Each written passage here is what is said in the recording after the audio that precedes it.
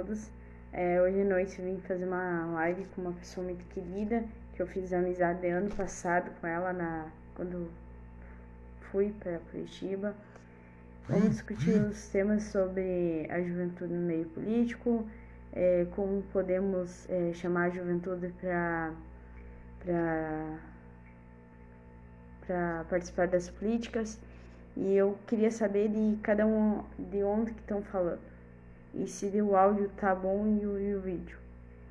Daqui a pouco mais eu vou chamar ela.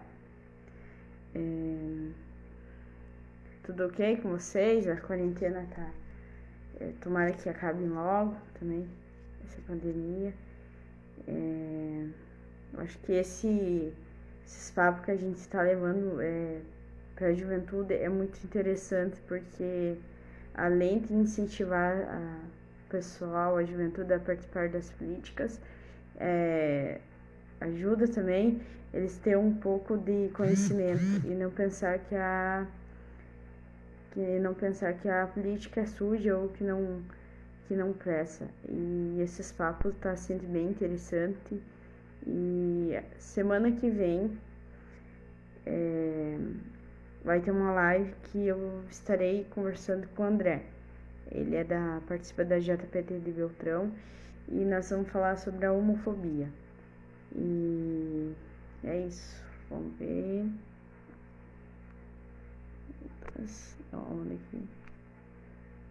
Vamos.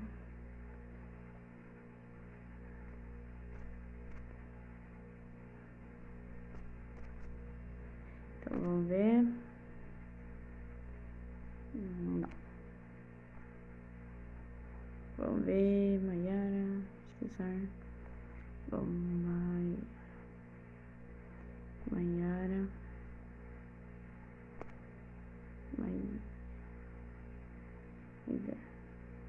Vamos ver. Assinar, vamos ver, convidar. Vamos ver.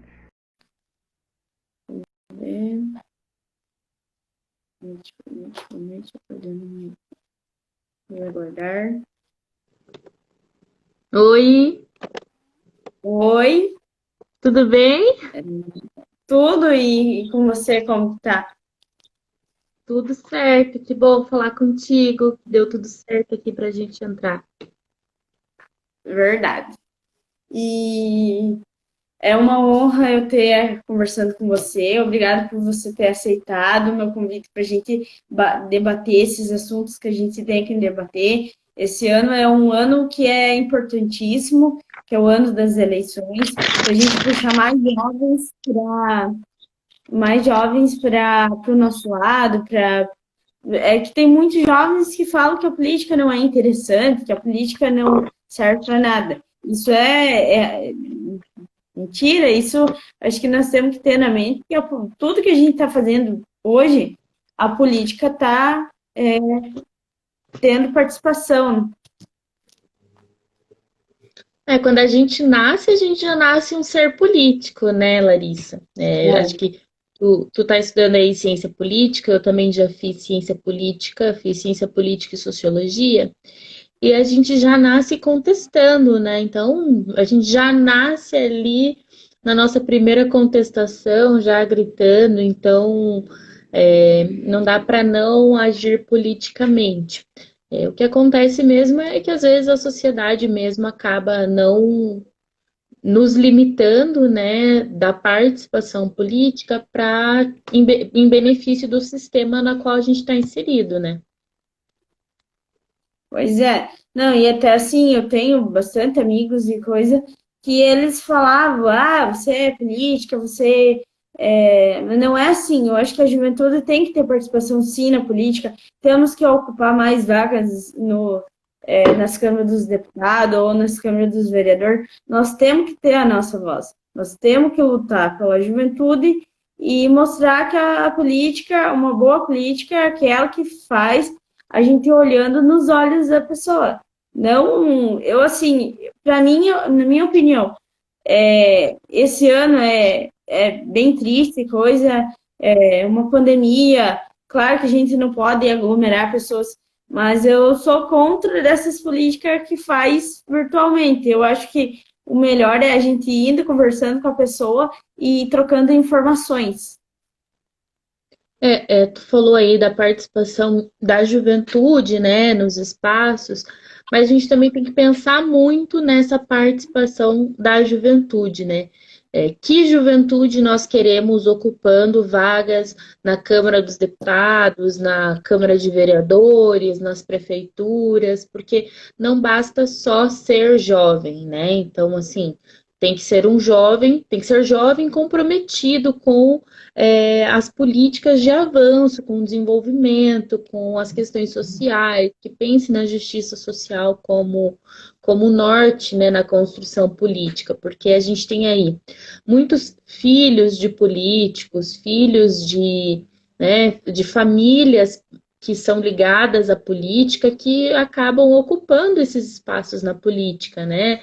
A gente tem o Felipe Francischini, que é presidente da CCJ, né? Então, um menino que sem expressão nenhuma, sem construção política mesmo, de fato, nada voltado à sociedade, voltado sim à construção pessoal, a essa construção familiar da política, né? A gente tem várias famílias no Paraná que constroem essa questão da política como uma sucessão, como uma profissão, uma grande empresa, né? Então, a gente vê muitos nomes ainda na Assembleia Legislativa e nas câmaras de vereadores que se repetem por anos e anos, né? Porque são de famílias. Né? Então, não é mais aquele voto de cabresto como era antigamente, mas ainda é o voto ligado às oligarquias, né? Às famílias. Recentemente, um companheiro aqui de Curitiba apresentou a tese de doutorado dele falando sobre a influência das famílias políticas, tanto no Tribunal de Contas da União, como em todo o sistema político, né? E o estudo dele é muito importante nisso, porque analisa essa participação política há anos, né? Que vai chegando há anos as participações políticas e como elas se reproduzem, e chega até a esse extremo, né, de que a gente vem discutir a juventude na política. Eu mesma comecei muito cedo, né, a minha militância política. Eu tinha 15 anos quando eu iniciei a minha vida política, por acreditar que eu precisava contestar as coisas que estavam acontecendo na minha cidade. Eu comecei a me organizar no meu grêmio estudantil, e tive muito bons professores, né, que me auxiliaram e muito nesse período de falar e de apoiar também para que eu iniciasse essa atuação política mais firme, né, de que eu me dedicasse mesmo. Então, é algo que acho que não é com todo mundo que acontece. Eu gostaria muito que a gente tivesse algum mecanismo, né, que mostrasse ou que ajudasse, que estimulasse a participação dos jovens, né? Que começasse a estimular essa participação, que trouxesse cada vez mais gente para conhecer a política. Pois é, né?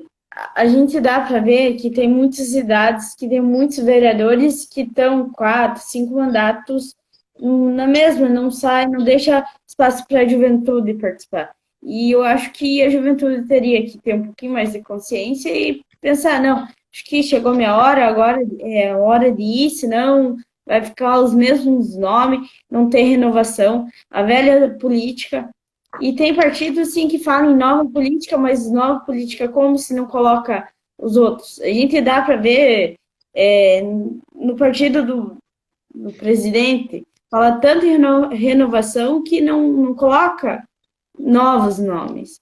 Isso é muito triste para a juventude.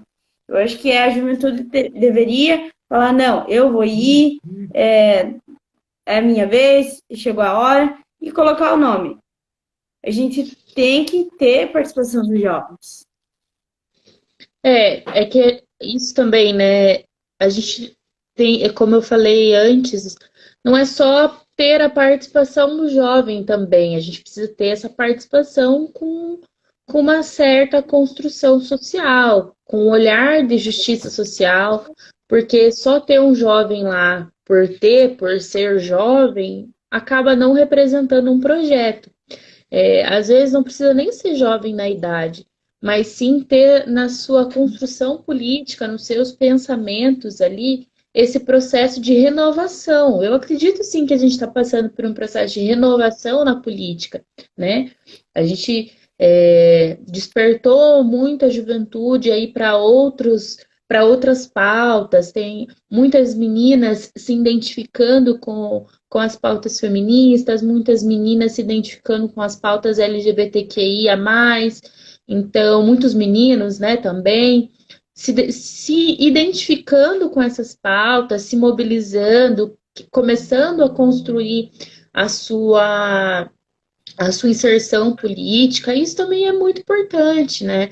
Porque começa essa inserção na política através desses espaços, né, sociais que vão dando ali a consciência inicial para essa galera, porque isso faz toda a diferença. Ter pessoas engajadas em projetos que tragam essa renovação, porque não é só no rosto e nem só na idade que a gente constrói essa política de renovação da política, mas é também na forma como a gente vai desenvolver, como vamos construir projetos. Eu sou muito defensora das campanhas de inserção de mais jovens na política, nos espaços de poder, porque, né, sou jovem, e acho que a gente tem que ocupar mesmo esses espaços, mas eu também sou muito defensora de quais quer que ocupe esses espaços, né? Os jovens que têm compromisso com a transformação da sociedade.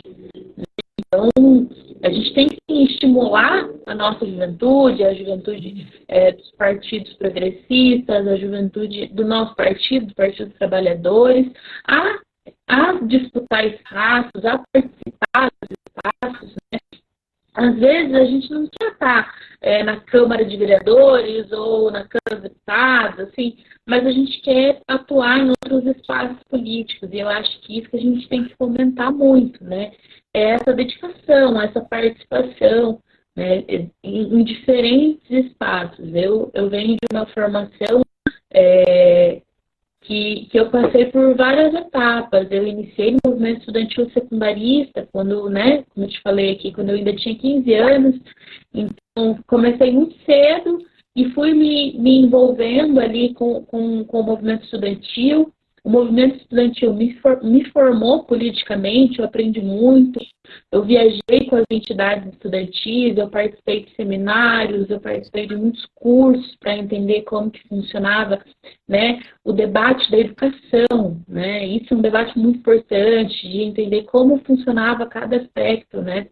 Então, quando a gente também se organiza em juventudes, em espaços, em coletivos, isso também é participação da juventude na política, a gente se organizar em diferentes coletivos, em diferentes frentes de atuação, a gente começa a adquirir experiências e também trocar experiências. A gente consegue fazer essa troca aí e estimular que mais jovens participem, que ocupem espaços, que ajudem, que auxiliem, que estejam ali, porque todo espaço é um espaço, quando a gente está com outras pessoas, é um espaço de aprendizado, né? Seja lá do que for, até mesmo do ficar em silêncio para conseguir ouvir a experiência que o outro tem, isso também é muito importante. Então, eu sou muito defensora disso, de que nós queremos construir projetos que renovem a política, né? Que sejam essa nova cara,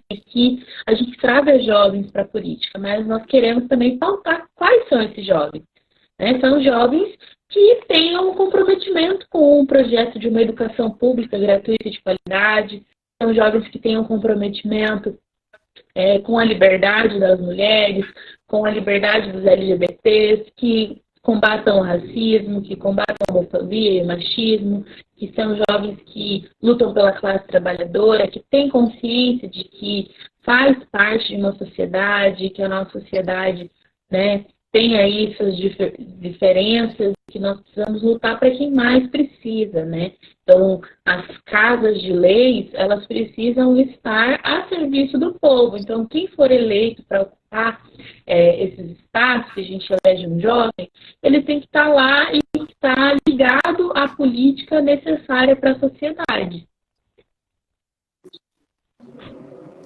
Então, assim, na tua opinião, assim, como podemos fazer uma política nova? Como que nós podemos fazer uma política boa, nova, assim, para não ficar naquela... A gente já faz uma boa política há muito tempo. A gente já constrói isso. A gente tem grandes exemplos de construções sólidas de boa política, né? Quando a gente vê a atuação do movimento sem terra, quando a gente vê a atuação das entidades estudantis, da Uni, da UBS, quando a gente vê os partidos comprometidos com os trabalhadores que votam contra a reforma da Previdência, que votam em defesa do SUS, que votam em defesa da educação pública, que votam pela soberania nacional, isso é a boa política. O que acontece é que, no meu ver, né, desde 2013, quando tiveram aquelas mobilizações no Brasil, junho de 2013, tentou ali naquele período, como muitos que foram às ruas foram jovens e tudo mais, ali a direita tentou cooptar uma pauta que sempre foi nossa, né, que é o combate à corrupção e a renovação dos espaços, que é uma pauta nossa, né, processo de renovação da política, de fazer uma reforma política necessária para auxiliar, inclusive, nesse processo de escolha de candidatos para transformar num processo mais democrático, mais acessível. Então, teve aí essa manipulação de uma boa parte, esse aproveitamento e essa cooptação de pauta, né, principalmente a de combate à corrupção, até porque nós, do Partido dos Trabalhadores, o nosso partido nunca foi a favor da corrupção, ninguém é a favor da corrupção. A corrupção, ela tira dinheiro de áreas essenciais que seriam investidos em saúde, em educação, em acesso à cidade, em desenvolvimento. Então, todo esse processo de cooptação de uma pauta importante gerou hoje essa discussão que a gente tem, né? A gente criou ali, eu faço a boa política e eles fazem a velha política. O que é a velha política? Para mim, a velha política é essa do voto de cabresto, é essa da onda conservadora, é a gente continuar elegendo famílias porque elas têm o seu curral eleitoral. Aqui no Paraná nós temos esse exemplo, né? A Maria Vitória, o Lupion, o Requiãozinho, por mais que seja aí, né, do nosso campo, também é de família política, de trajetória, de linhagem, se aproveita de curral eleitoral, não renova, não ajuda a renovar a Assembleia Legislativa, porque faz votos só para se eleger, não para diversificar espaço. Vamos ver, tem os Cury, tem toda uma linhagem ali, Reinhold Stephens, deixa eu ver quem mais, Artagão, tem muitos que ocupam, né, esses espaços aí na política, e que eles fazem parte, sim, de uma velha forma de fazer política, que é essa de ter o seu curral, de não fazer muito esforço para ter esse processo, né, para ter a sua vaga garantida, porque já tem ali os seus número de deputados, de prefeitos, tem ali as suas cidades, não legisla para todo o estado, é só ali naquela micro-região, para aquelas cidades a qual tem influência. Então, essa é a velha política. Né? Isso é fazer política para poucos, para se garantir, para se manter nos espaços. Então, quando a gente fala, eu faço a nova política, ou quando a gente vê alguém falando sobre esse processo de nova política, eu não acho assim que exista uma nova política, existe a política que nós desempenhamos dia a dia, né? E que nós construímos espaços e disputamos espaços e tentamos que eles sejam mais acessíveis para todo mundo. Bom, essa é uma luta que eu travo, né? Diariamente, de que os espaços que a gente tem sejam, que a gente tenha à disposição para serem ocupados, que são espaços políticos, estejam à disposição de todos, de quem quiser construir, que chegue, aponte, construa e se fortaleça outro, que acho que esse é um processo de boa política, né? E assim, na tua opinião, quando elegeram o Bolsonaro, você acha que a juventude despertou? Eles viram que não era aquele presidente e ficaram, tipo assim, revoltados, não, mas assim, viram que eles têm que entrar na luta, não ficar. Eu acho que pouquíssimos eleitores do Bolsonaro votaram nele sem saber o que ele realmente pretendia fazer. A juventude que, por ocasião, essa é a minha opinião, votou no Bolsonaro, ela foi uma juventude que votou consciente, porque ela não é alienada, ela tem acesso à informação. Hoje, qualquer jovem que se coloque a tentar descobrir fatos vai achar coisas, entendeu? Quem quer saber exatamente o que está se passando, vai saber. Então, acho que ninguém votou assim. Eu acho que ninguém votou inocente, sabe? Ninguém falou assim, tô votando porque eu acho que ele é o melhor. E ele não tem problema nenhum. Não. Todos tinham ali seus prós e contras na hora de votar. Então, quem optou pelo Jair Bolsonaro votou consciente. Raras exceções de pessoas que não votaram sabendo o que estavam fazendo.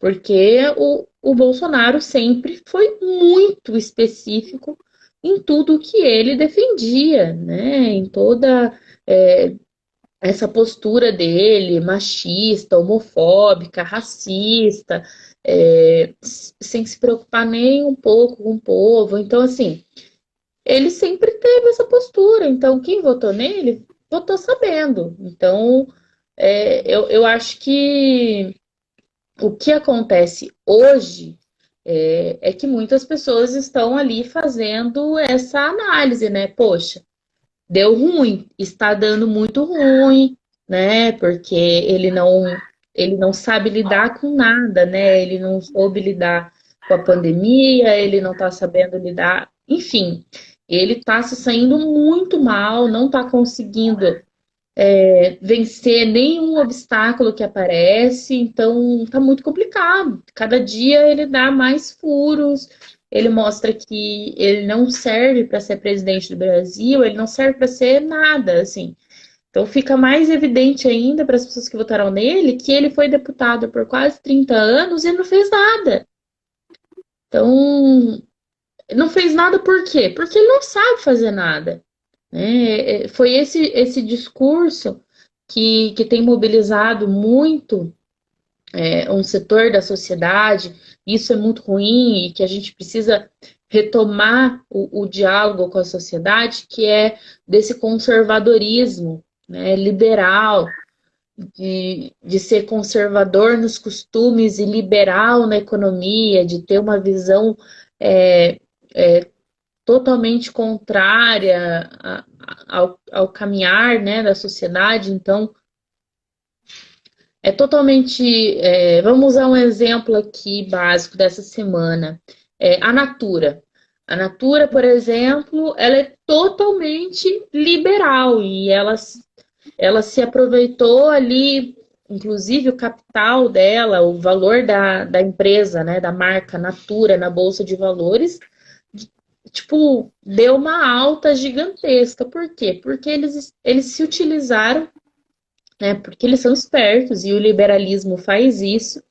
Eles se utilizaram de uma pauta social muito importante, que é a luta contra os preconceitos, contra, né, a homofobia, a LGBTQI-fobia.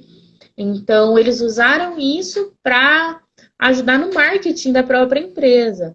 Então, eles são liberais, total, ali na sua prática, né?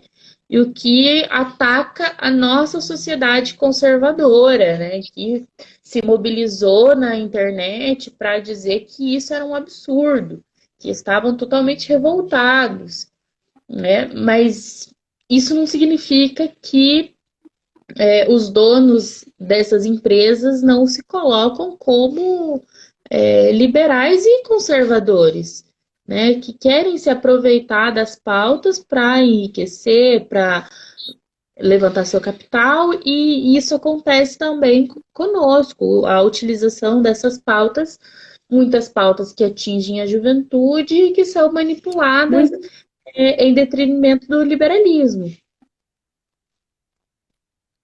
muitos jovens, assim, eu vejo assim que são muito, vamos dizer assim, é uma palavra meio forte para se falar, mas é assim, homofóbicos.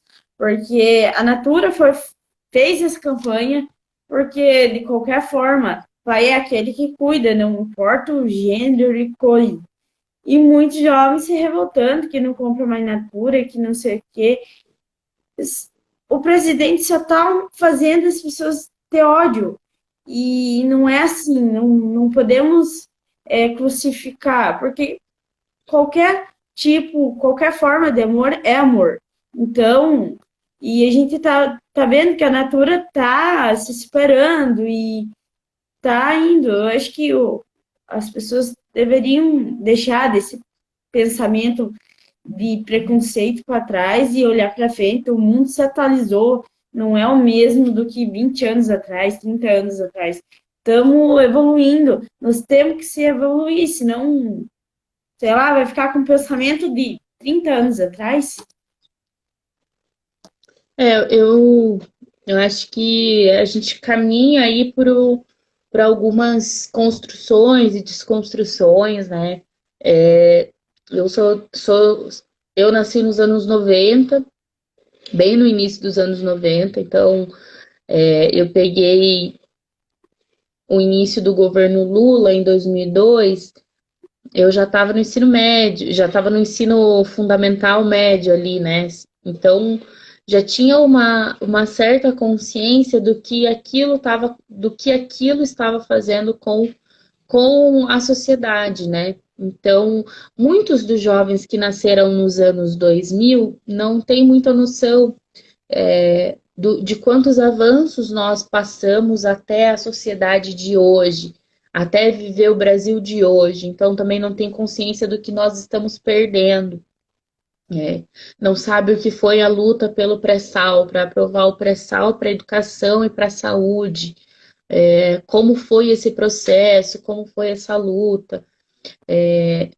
Muitas construções. Eu acho que a gente também pecou um pouco. Eu acho isso enquanto partidos, diferentes partidos e organizações sociais, nesse processo de trabalho de conscientização da nossa juventude, desde a escola, porque eu vejo sempre essa acusação de que tem doutrinação nas escolas, nas universidades, e nós nunca doutrinamos ninguém.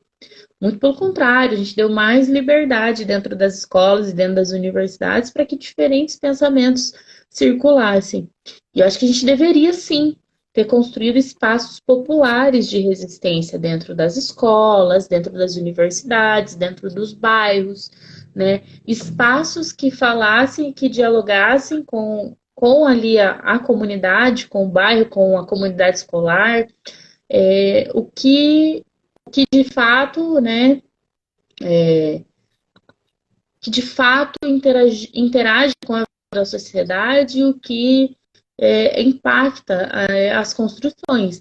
Isso faz com que as pessoas tenham clareza da sua participação na sociedade, que elas saibam o papel que elas ocupam em cada setor. Então, a gente não organizou a nossa classe trabalhadora, né? Os sindicatos são uma grande ferramenta, mas com a globalização e a modernização, o processo de industrialização, ficou muito complicado. Evoluiu demais o sistema, a precarização do trabalho também abriu muita brecha para em si e o sindicalismo fossem perdendo a sua força, mesmo em um momento de muita luta por trabalho, né? As pessoas estão lutando para sobreviver, para manter um trabalho, para ter comida, para ter isso. E a gente vê essa tentativa de enfraquecer os espaços de organização. Então, acho que foi um pequeno erro nosso nesse processo todo de construção aí, que foi não organizar de maneira mais, vamos dizer, mais firme, mais com mais disposição a nossa base. Porque a gente se organizou, a gente continuou fazendo mobilização, a gente continuou dialogando, mas a gente não transformou isso em com regras, sabe? Com objetivo, com coisas assim, precisamos organizar aqui esse bairro, nós precisamos manter aqui uma organização mínima aqui com essas lideranças, precisamos cobrar da prefeitura, cobrar dos vereadores que esses serviços aqui no bairro funcionem. A gente precisa que aqui na nossa escola a gente reúna um conselho escolar que vai ser formado por estudantes, professores e trabalhadores para dialogar e construir quais são as principais demandas que afetam a todos e sabe, essa integração aí de organizações que a gente também deu uma falhada, e isso afeta, sim, o nosso processo de organização e o nosso processo de incentivar jovens a participar da política e a falar sobre isso, a não votar no Bolsonaro, a ter posicionamentos mais coerentes, né, com o que representa. A gente também não pode esperar que um guri que é aí, sei lá, que tem pais latifundiários ou que o pai é dono de uma grande empresa, que essas pessoas votem em projetos de transformação social. Para essas pessoas, faz sentido elas votarem no Bolsonaro. Mas para a juventude da classe trabalhadora, não faz sentido. E como a gente conscientiza a juventude da classe trabalhadora? A gente tem que estar nesses espaços, falando com os nossos companheiros e tentando não julgar muito, né? E tentando apresentar que nós precisamos nos organizar mais e construir mais espaços, porque nós precisamos estar organizados junto à nossa classe, a classe trabalhadora, para poder, de fato, incidir na sociedade e derrubar Bolsonaro e construir governos que dialoguem com a sociedade, que construam políticas de justiça social, né, que tentem dar uma linha mínima para o nosso país. Então, eu acho que é mais ou menos isso. Então, agora eu queria iniciar um assunto também. Querem agora iniciar as aulas que eu estava vendo em dezembro ou em setembro, sei lá. Eu vi uma conversa assim. Eu acho que não tem lógica começar esse ano, porque vai saber aonde que essa pandemia vai.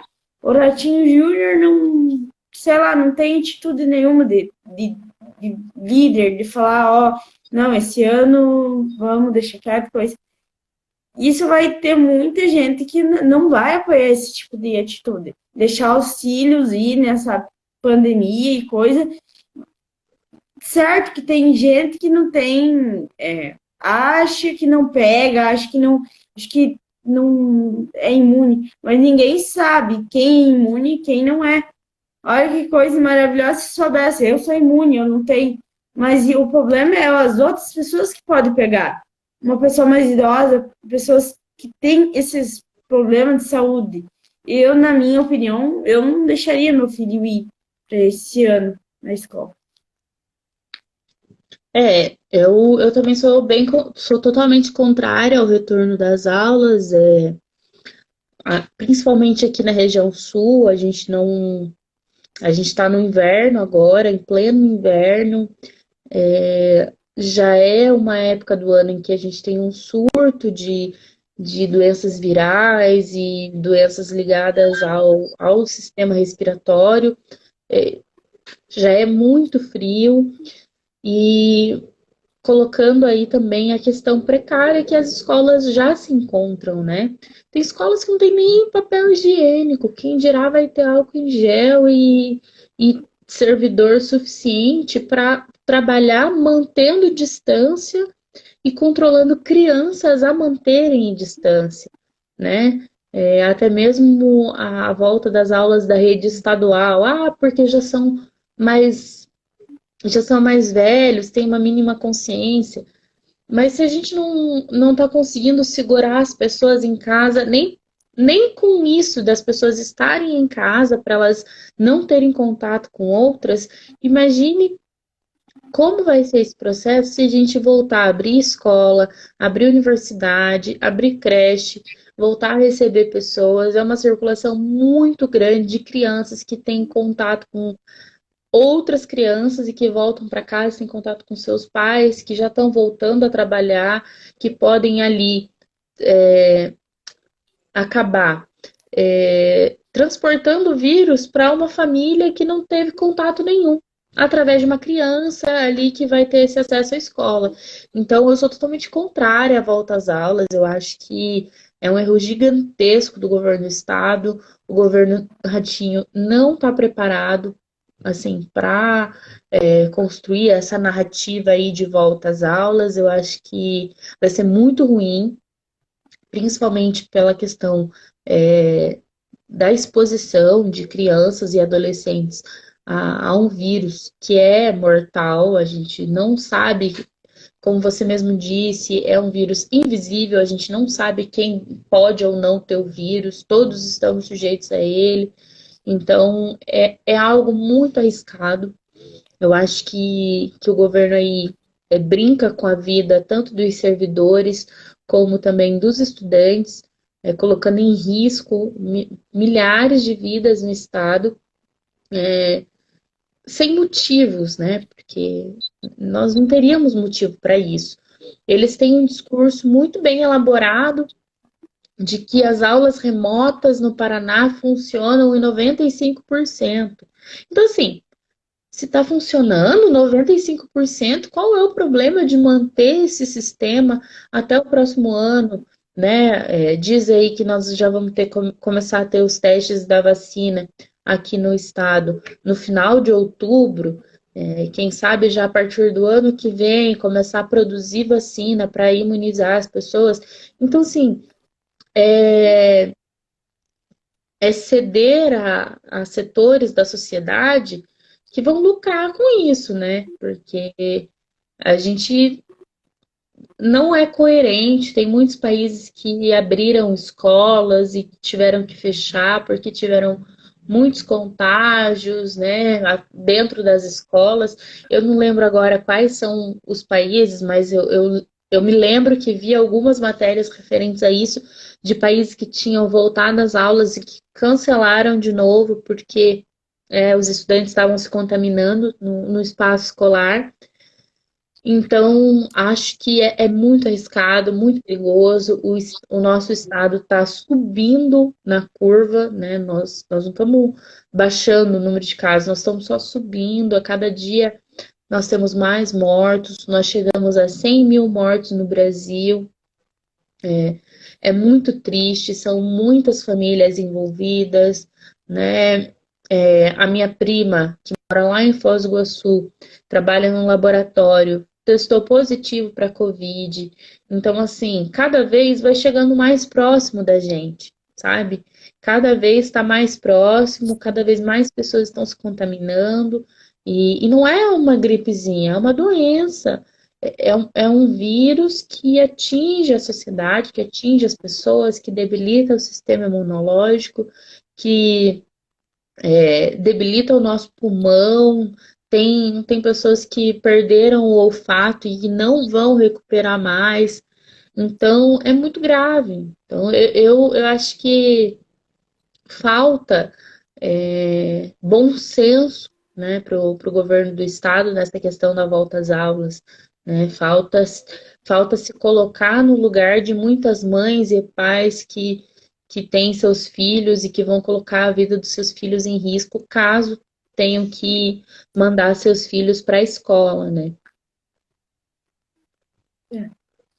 Então, eu queria agradecer, Mayara, por você ter aceitado meu convite para a gente bater esse papo legal e espero que você gostou e uma boa noite para você e se cuide.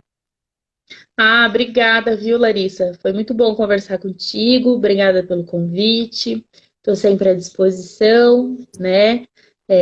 Espero que você tenha gostado também da conversa e se cuide também, né? Tome todos os cuidados aí. Nós não podemos pegar coronavírus de jeito nenhum, tem que ficar todo mundo saudável, né? A luta é pesada aí para nós. Nós temos um caminho muito longo aí. Temos que derrubar Bolsonaro, achar a vacina do coronavírus, imunizar a sociedade e construir um novo Brasil para a nossa sociedade, né? Para os nossos filhos, para que a gente possa viver numa sociedade melhor.